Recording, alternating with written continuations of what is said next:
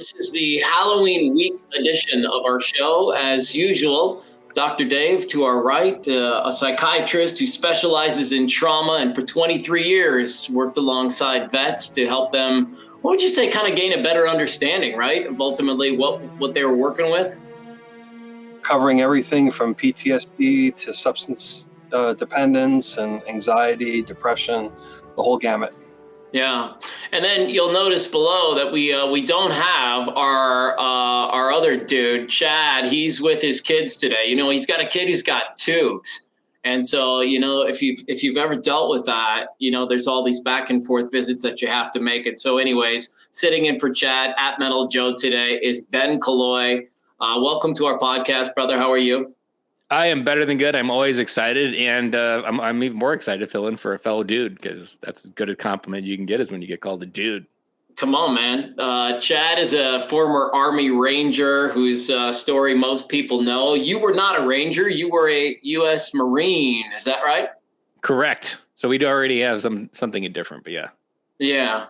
How do the Marines feel about the Rangers? I mean, generally, we didn't really add words to it. It was anybody who wasn't a Marine was just subpar. So like we bucketed everybody in the same context of we were better than everybody, which it makes it really difficult on the other side, because you want to learn to play nice with everybody and you don't want to like walk around with this ego thing on that they programmed you to have. And even on like podcasts, it's like I can feel sometimes the initial energy in the inside. I'm like, oh man, I got to talk to another Air Force guy. And if you're like, we're both part of the same thing. Like, we're not all that bad. It's just programming that they gave you. But at the same time, you still got to unlearn that programming. So it's not always easy. Not all pogues, right? Correct.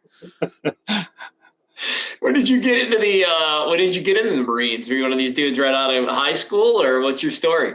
I was least likely. I could have been voted least likely to join the Marine Corps. I was right out of high school. I was actually going into the Air Force because I only wanted computers. And the Air Force was computerized. I had done such little research that I thought Marines were only grunts and they only shot stuff up. And I was like, well, I definitely don't want that. I want computers. So I was going to the Air Force. I went and had the Air Force recruiter out to our house, getting ready to go up to MEPS and raise my right hand. And then the day that changed my life, or one of many the days that changed my life, our church picnic, the Marine recruiter had a bouncy house. And I did not go over and start talking to him first, but my mom, of all people, went over and started talking to him first because she was worried I wasn't exploring all my options. How she wasn't just grateful that I was joining the Air Force and like not going over to talk to the Marines. But then I go talk to him because my mom calls me over. Next thing you know, I'm talking to him and the guidance counselors, and 2 weeks later, I'm raising my right hand for the Marine Corps. So for me, it was like my dare to be great moment, and my moment where I said yes to something that on the inside scared the hell out of me. What about your deployment? I think you spent a number of years in Japan. And if Dr. Dave and I have it correctly, some of those years might have been during the conflict and war with Iraq and Afghanistan. So talk to us a little bit about that. So I was in school for a year. I was a generator mechanic, and I did not pick it as my first choice, but that's where they sent me. And so I got stationed in Okinawa for 3 years. I did not see any combat in Iraq or Afghanistan. I did get around to Asia. I went to Korea 4 times, the Philippines, and took a vacation to Australia. So definitely deployed in Asia, but never made it to the sandbox. And for me, living over there was like a second home. Like when I came home after 4 years, it was almost homesick because that was my home. It was all I'd known. You're on an island. You're in the same thick with everybody else.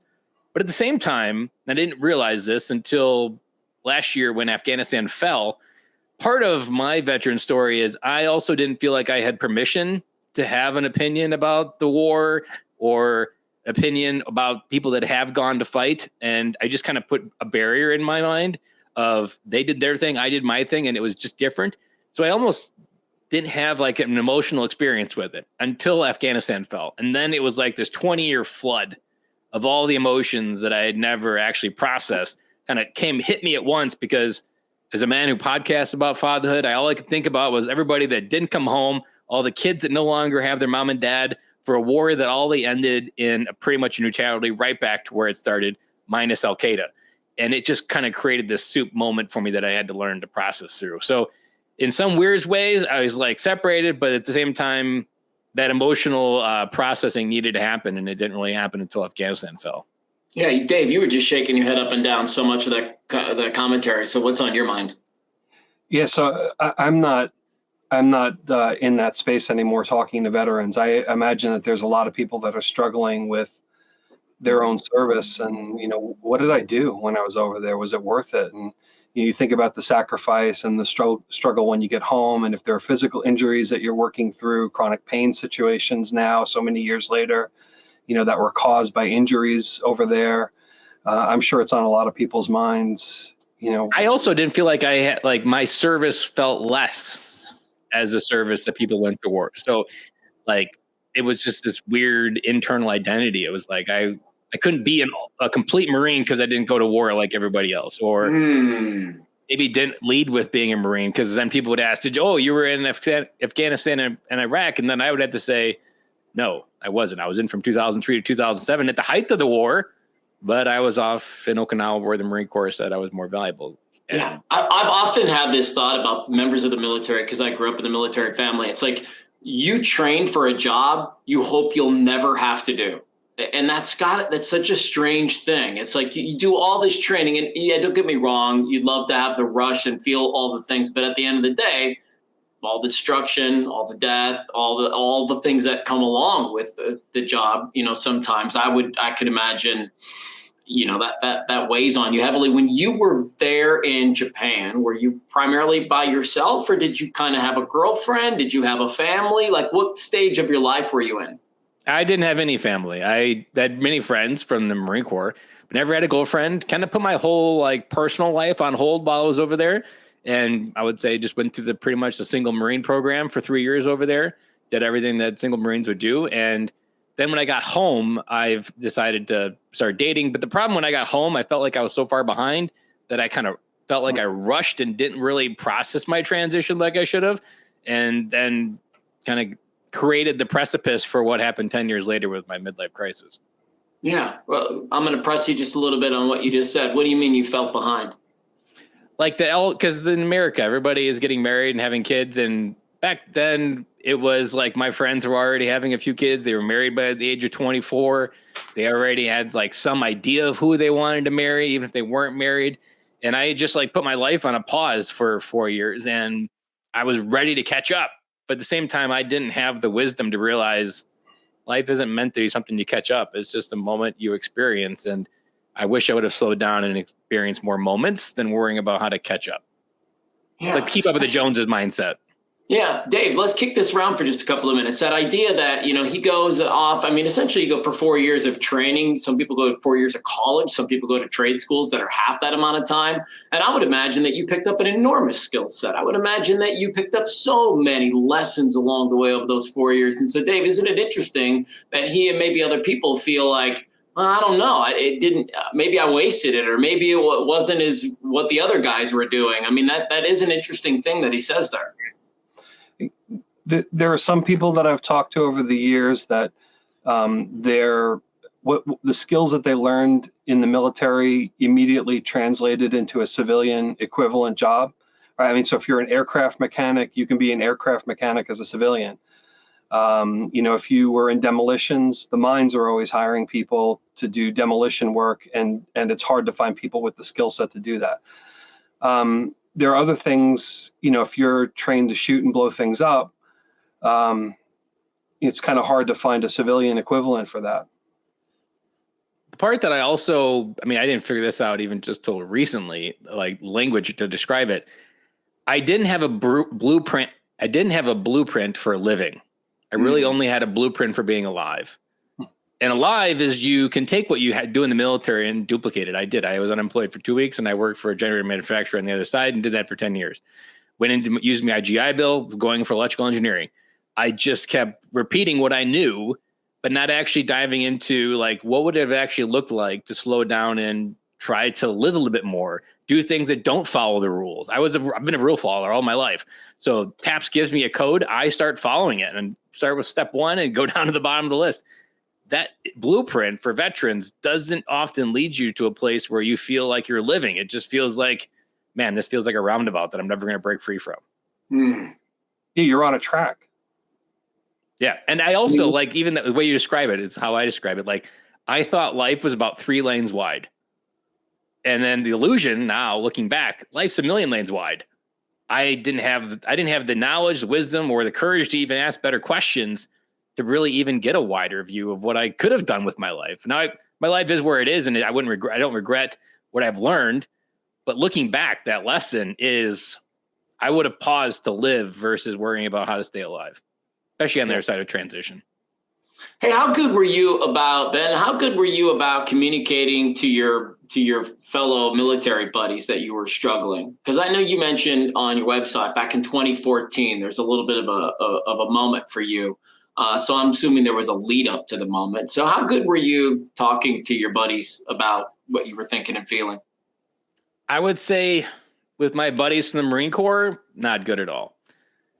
The feeling that there's almost this phenomenon. It's not a phenomenon. It's designed into the system, but no one tells you the magic trick that in the military, you have these units of cohesion that support each other.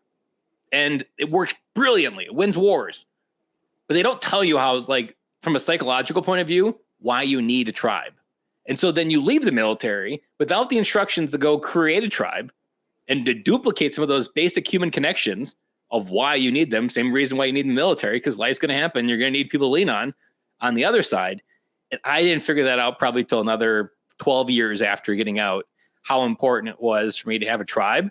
And in this case, I didn't necessarily lean on my military brothers. I found dad communities online that allowed me to join different online communities and talk about my journey as a dad and my insecurities as a dad and a human being, and find other people that had the same thing, and then find modalities of healing through other people's stories and life lessons of how they got through it. Can I ask you a question, Dave? Yep. After hearing him say that, I wonder how many service people come back, right, from their tours or all these things, and what they're really experiencing at the end of the day is loneliness. Like he just says, he used to have a group of people that he could count on, people that he could lean on. That structure is built into the military, and then you get out in the real world and it's not there. And so I wonder how many other service members are feeling that feeling of just like disconnect and loneliness. That's an interesting point. I don't know if it's loneliness per se, because I know a lot of folks actually like being by themselves. It's less complicated. Sure.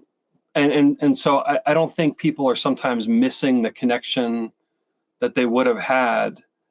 But you don't know what you don't, you don't miss what you don't have, right? In some way. It's definitely a struggle coming back. So yes, it's the group cohesion. I think in the Marine Corps in particular, it's difficult because you're training hard, and you have to train up to a certain standard. And if you show weakness, you're going to get picked on. You're going to get washed out maybe. So admitting that you're struggling is not something that's typically part of the Marine training plan. Right. And so that becomes conditioned then too. And when you get out into civilian life, if things aren't falling into place, the job isn't lining up like you had wanted to, there's relationship stress, talking about it and seeking help from other people is not something that you've been conditioned or trained to do. It's something that you got to figure out at some point.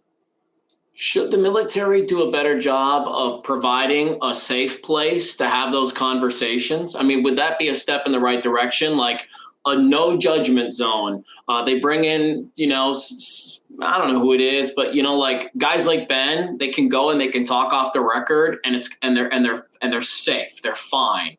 Or is that really impossible? Because at the end of the day, you need people to be tip top for so much of what happens. There's no safe space in the Marine Corps. Yeah. Okay. I second. There's a story from boot camp that it taught me the lesson, but I didn't really remember the lesson and how I needed to.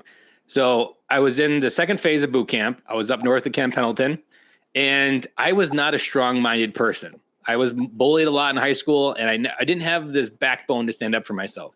So just because you're in the Marine Corps doesn't mean there's not bullies, especially if they're a bully before they join the Marine Corps. And so from a mindset point of view, I was very isolated and overwhelmed. And there was a moment that we were doing something stupid, getting ready to eat an MRE. and I did something wrong, or my mindset flipped, and I cost us all something that we all had to be punished for. And I started crying. And it was this moment that I believe our guide came over and started like figuring out what was wrong, supporting me. And then also later got other supportive and realized that like as a platoon, if one of us falls behind, we all fall behind. And it was this moment that taught me that like when you show vulnerability, people don't run, they get closer. But this isn't the language that people lead with. And that moment, I didn't realize the wisdom in it until 10, 20 years later almost. So like that moment taught me something and taught the Marine Corps something if they were there to witness it and document it. But I also always say, like, if the Marine Corps would just issue a general order on emotions and give you 4 basic words to describe what you're allowed to have as a Marine in uniform, to give you an order to describe everything else what you can have, like if they just put 4 words to each motion you could have, that would go a long way to at least allowing us to feel an emotion in uniform. Because in your military bearing is emotionless. So that almost creates a mask to hide everything, except you're not hiding it until it seeps out around the edges. Right. And I think it falls back to the wisdom of the leadership. You know, you want to push people to go beyond what they think their limitations are. Get that. That makes a lot of sense. But at some point, you're pushing somebody to the point where they're breaking, right? You want to push them up to that point, but not actually break them. Or maybe if you break them, have a situation where you're building them right back up again afterwards. But it really goes back to the wisdom of the leadership to see, okay, is this just the normal stretching process, or is this person really ready to snap psychologically? And I don't know that everybody has that wisdom. And it's the emotional intelligence that is not really taught in standard leadership 101, but it is that ability to read the room when no words are being spoken. Yeah. Hey, you're really big, and I know you speak now, and you're active with dad communities, and you're one of these dudes like me who's into breaking generational cycles. What's the first generational cycle that you broke from your own upbringing? I didn't even have the language of this till this past summer, but going through my own journey and breaking my own cycles of trauma and stories is the real me matters. That there's this part of a human being that can learn early on that who they really are is irrelevant.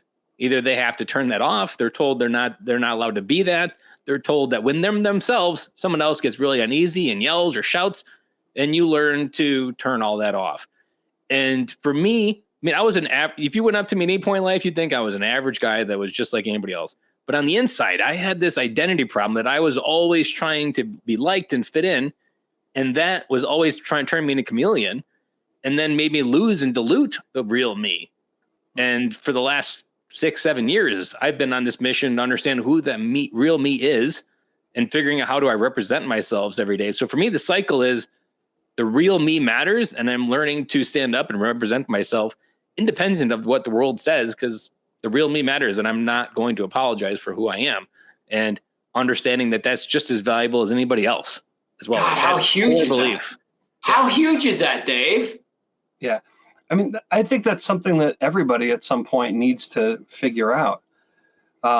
You know, your parents are going to give you a set of tools, you know, hopefully if they're good parents, they'll give you a set of tools to try to help you to become a successful adult.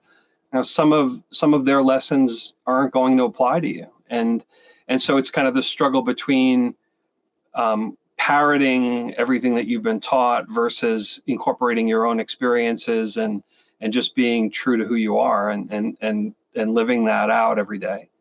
And having the courage to stand up into it and like step into it. Like you have to be bold. You have to know who you are. You have to be able to represent that in a confident way.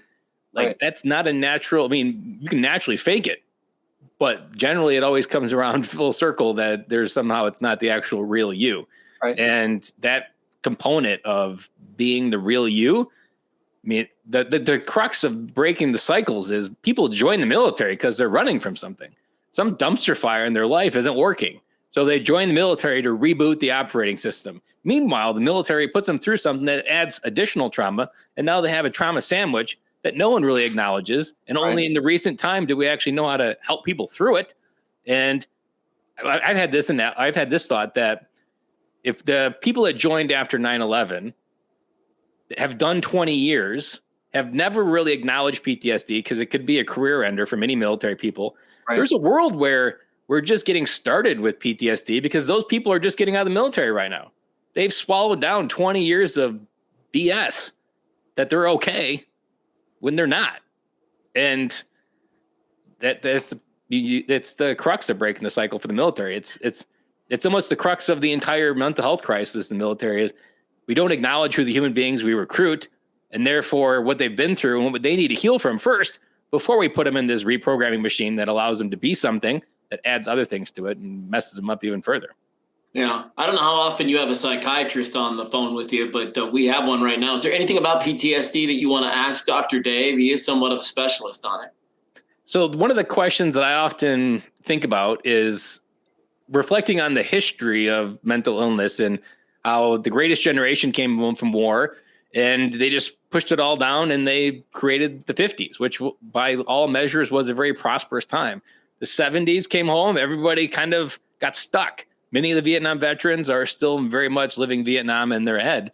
And now we have this case where we have different veterans coming home and just kind of looking at through historical, but then even like 10,000 years ago, war has always existed. So you have different people, American Indians, and just watching the modality. And so the question I'm always thinking is like, what did we have wrong about PTSD that we've had to change our understanding of? Because it seems like we're always still learning, but at the same time, we had some idea that was initial, but man, it feels like the more we get away from it, the more we realize how wrong we were in the beginning. Yeah. It's interesting about PTSD because we have a history of PTSD unfolding naturally before there were even any treatments, right? So if you think back even historically, I'm sure there were Roman soldiers that were suffering from PTSD, if you could find accounts of it. And if you look at the way PTSD unfolds naturally when you come back from combat, there's a couple different ways that people can go. So you talked about the World War II guys. Many of them had a long boat ride back from Europe. So that was kind of a time to bond with some of the other folks that have just been through some of the same experiences. It was a good transition before coming back to the States.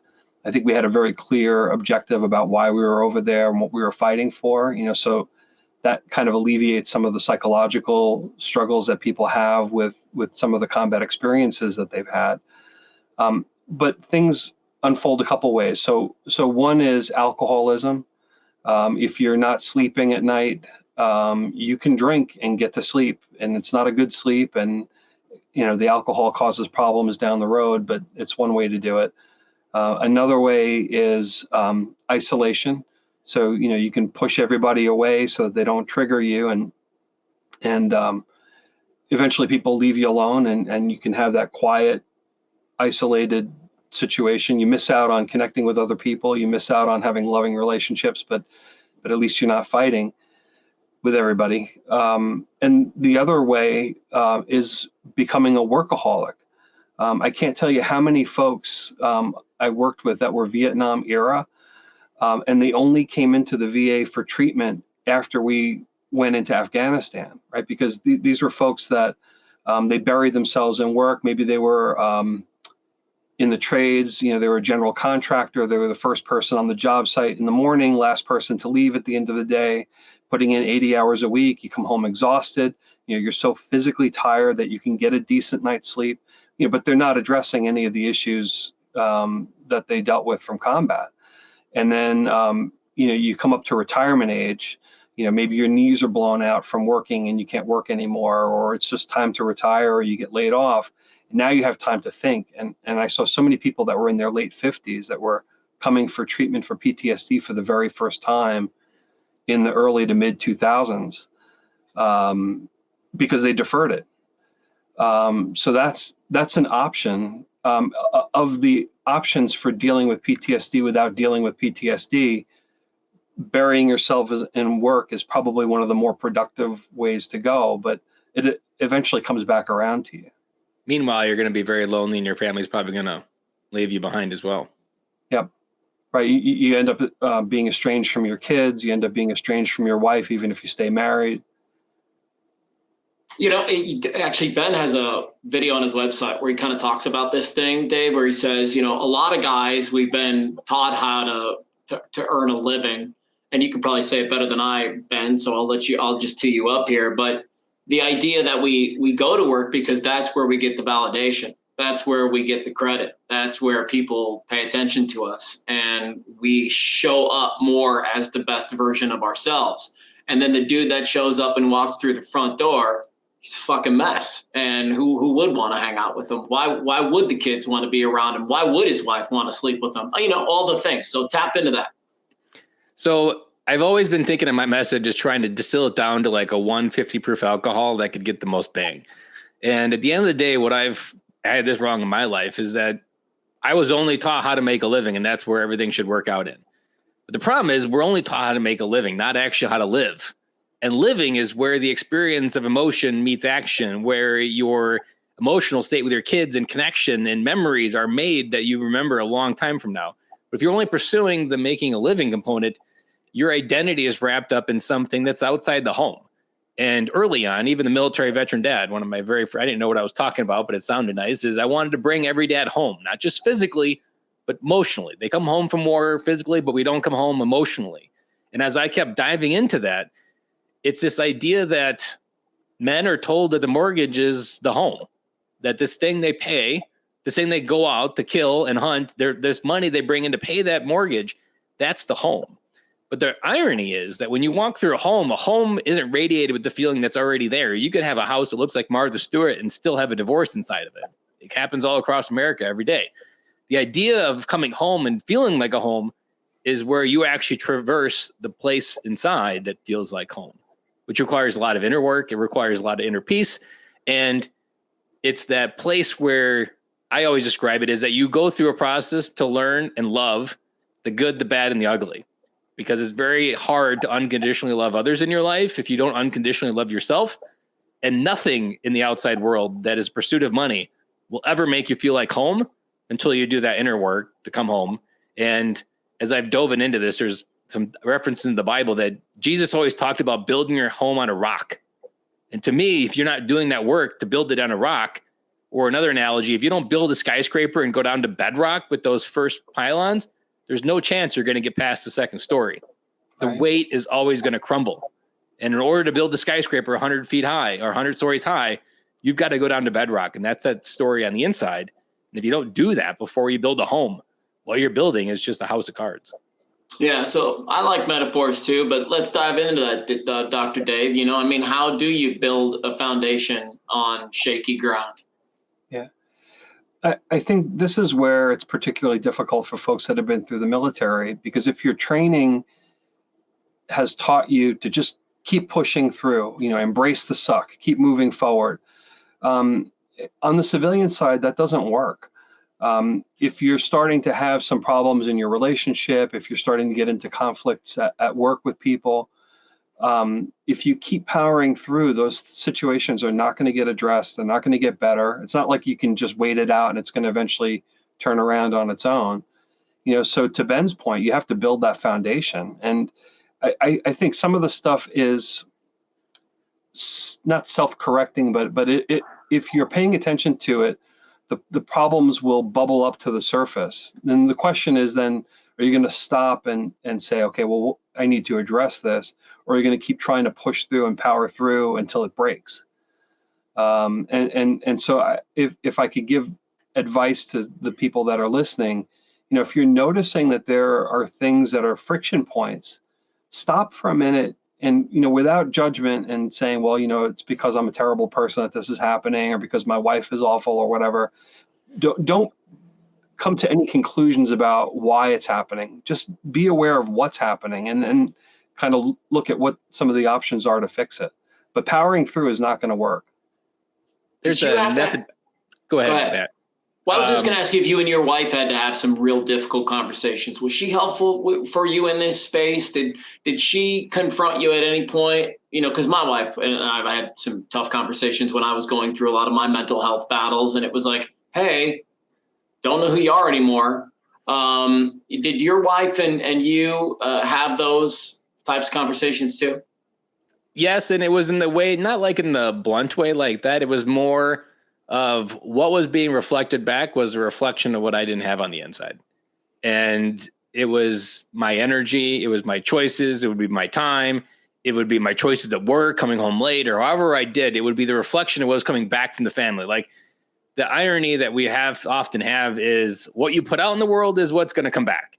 And if someone yells at you back, generally it's somehow reflected from what you gave them. It's that mirrored energy. And it was that reflection that I was like, this just doesn't feel good on the inside. And I had to kind of go through those hard questions. When you were talking about Dr. Dave, about the understanding that work, there's one thing that that's helped me a lot in figuring out where to excavate is I think I learned this from Tony Robbins, that the brain works a lot like Google. It doesn't actually think of a new way to respond to the moments in front of you. It just Googles in your brain, have I been here before? And if it has, it copies and pastes how you responded. Realizing you got 5 seconds to interrupt that process and realizing where that copy and paste came from. Like, to me, that's one of the ways that I quickly do some excavating or figuring out how the threads and the tripwires are all set up in my mind of when you get triggered, like why? Well, your brain just copied and pasted from some previous moment that triggered you in a very similar way. And you just were lazy because that's how your brain works. That is awesome. That is awesome. I've never heard that before, but I love that. That's a great analogy. I mean, we do almost everything on autopilot, and whatever was programmed in is what we're going to continue to do. And the point where growth takes place is when you start to identify a pattern. It's like, okay, every time this happens, then this bad outcome happens, and I don't want to do this anymore, right? So, okay, now we've identified a pattern, and then try to roll it back and catch it as soon as it's happening, right? So, your wife says something to you and it sets you off, and you have an automatic response to that. You have that little moment in there where you can catch yourself and say, hold on a second, I've been here before. I know how this works. I don't want to do this again. Let me just pause for a second and see if there's some other way to approach this. And it takes time. There's no short way to do this. But everything is on autopilot. And unless you take a step back from it and try to change your automatic responses, or at least realizing that there was an automatic response, you're stuck in that Google cycle. There was a question I learned from Michael Singer, who's a yogi master. I love that dude. Yeah. And it's always kind of like, because you almost take some of this help for granted, but there's a huge group of people who don't even know there's a monkey mind, that there's this actual asshole in their head they're arguing with every day. And this question from Michael Singer is very simple, like, are you in there? Which is a weird question that most people kind of freak out. Like, what do you mean, am I in here? Well, are you in there? Like, how do you know you're in there? And where are you in there? And then the other question is, what's it like in there? And then kind of illuminating the magic trick that is your mind, that like everything in your life is to make it okay in there. And the reason why you're doing everything in your life is because it doesn't feel okay in there. Even that simple awareness to the magic trick of how your mind's doing everything that it could be addicted to make it okay in there, and just admitting to yourself. I mean, I can't tell you how many times I did a post on LinkedIn maybe 2 or 3 weeks ago, and it said, today I'm not okay. That thing went and got 40,000 views, which was like the highest I've ever had on anything. And I had dads commenting like, thank you for just saying what I felt and didn't feel open to say, or didn't feel safe enough to say that I'm not okay either today. And I'm glad that someone else did. Like, just saying the honest words. You don't even have to have the answers. Even just lying to yourself is dangerous. Like, just telling yourself, I'm not okay. Like, that in itself is a great step one. Right. In that moment, you don't need to know what it is exactly that's not okay. You just need to know there's a note that's out of tune here. Mm-hmm. And then you can you just accept it and like not should yourself or drive yourself to emotionally eat a bag of Oreos with ice cream. Like, just realizing you're not okay gets you some space to love yourself in that moment, for just that self-compassion. Man, I tell you, I really enjoyed this chat. And as we kind of wind down a little bit, you have your own podcast, Ben, called The Business of Fatherhood. What prompted you to want to get started on that? I realized I had more to say than airtime to say it. Military veteran dad, I was started off as an interview show. And maybe like the first 9 months, I had an interviewer or listener reach out saying, thank you. And I was like, hey, what should I change on it? And he replied back, I wish you would talk more. And I was like, that's interesting feedback. So then that winter, I started a daily show or a Friday show for the military veteran dad, realized I liked it as well. And so then once I kind of wrapped up Military Veteran Dad this summer, I realized that like I still liked saying things. And so then Business of Fatherhood is a short 5-minute daily podcast, not to give dads the interview, because sometimes the busy dads that are buying a lot of BS in their mind, they would tell themselves they don't have time for an interview show to make themselves better. Okay, well, everybody's got 5 minutes. And so how can I give you 5 minutes every day to make you a better dad and to get you some of this through some of this stuff? And so I call it my idea gym as well. Like where I take my ideas, put reps in and see what sticks, see what moves the needle. And I enjoy doing it. People enjoy listening to it, and kind of my incubator lab for figuring out like ideas. Like there's more to life than being alive, but most of us are only taught how to make a living. How's this made you a better dad? This has made me a better dad by learning that the process, there's kind of twofold. One, marriage is an exercise in maturity that we often don't realize we're accepting. And the second, as a dad, is a higher level of maturity where you need to do the inner work so that you can be the lowest heartbeat in the room. And I often, many times, find humor. Sometimes it gets overwhelming, but I love kind of just watching through the chaos when the house feels like it's burning down with emotions, and just kind of find the humor, like this was not on the damn brochure. Right. And realizing it's not about me, like that maturity to separate what's happening in life versus me, that modality was really fatherhood for me. I was able to understand how to give love, receive love in a way that I never could, but also shepherd someone that often is still learning in a way that I can't even remember how I was. And so it just taught me how to be more compassionate, grow up, but also lead myself better because my kids are going to model me. So I have to worry about what that actual model looks like and make sure that it's worth following. Dave, I'm coming to you for the final question. You often say on this podcast that one of the greatest joys is that you get to visit with folks who have done the work, have come out on the other side, because while you were a psychiatrist, it was just day in and day out. You were in the weeds with everybody. Now you have a chance to visit with a guy like Ben, who's clearly put in some work. He's figured some things out. He's delivered some incredible metaphors today. I mean, really, things that are helpful for people to make meaningful change in their life. So what would you like to say to not just him, but to people who may have walked a little bit in his shoes? I mean, what are you impressed by? The thing that jumped out at me at what Ben was talking about is really being authentic. And authenticity is not about hiding the flaws. Authenticity is about acknowledging the flaws and trying to improve on them where you can over time. If you're an antique collector, the way that you can figure out a fake is it's too perfect. If you're looking for a genuine antique article, you look for certain cracks in the patina, you look for certain tool marks, that are maybe a little rougher than something more modern. It's the flaws that make something authentic.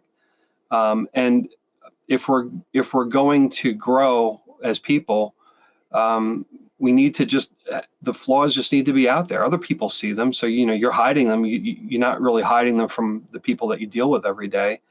You might as well just acknowledge that they're there and then work every day to improve on them. That's it. Nice chat. BenKilloy.com. That's where you can find him online and learn more about the business of fatherhood, get connections on speaking, his blogs, podcasts. You can see all of the success stories that are waiting there for you as well. Dr. Dave, appreciate you sitting in on this one, buddy. A pleasure as always. Yeah, man. Thank you guys so much for watching and listening alongside. Ben, have a great day. Thank you for joining us. Thank you.